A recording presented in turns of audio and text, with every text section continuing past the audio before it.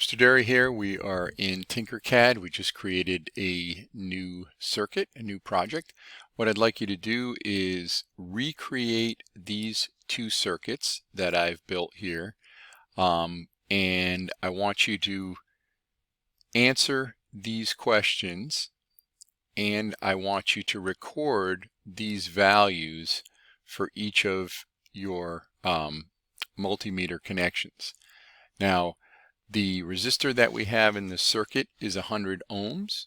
All right, the batteries that we have are 1.5 volt batteries. You can find them over here under basic components. All right, make note on how these are connected, right? In this case, the multimeter is hooked up in parallel, right? In this case, the multimeter is hooked up within the circuit. We're measuring amps here, we're measuring volts. Measuring volts here. Again, this is hooked up in parallel.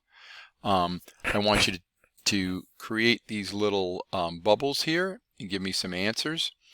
I've given you the formulas for Ohm's triangle here for you to calculate voltage using, and remember that I is current or amps and R is resistance or ohms. All right. I want you to calculate the internal resistance of these two batteries based on the fact that this is a 100 ohm resistor, and these two batteries should be producing 3 volts the way they're connected, but they're producing less than that.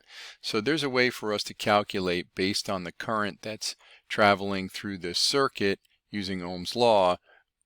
We should know the total resistance in the circuit. This one is given to us. We can calculate the additional resistance of this. A little tricky problem for you, but I figured I'd challenge you guys. And then what we're going to do once we get this done is go off and experiment with this a little bit using the snap circuits. So just a quick review on how to pull things in to build these circuits, right? You can go over here and you can search for an item. If you can't find it, you can start typing in batteries and it's going to list the batteries. You can pull them in. You can flip the positive and negative. You can rotate things around if you want. If you click on it and hit delete, you can make it go away. You can copy and paste. So, oops, accidentally hit code there. So if you want to check the value of one of the components you brought in, like the resistor, you can come in here and change its values. Remember, we've got, you know, these other settings here. On our little quiz that I gave you, I didn't take it this far for our multipliers. We just K ohms and milliohms, I believe, but just to take a look, we can really multiply that out several times. We want to make sure we have our set on 100 ohms. So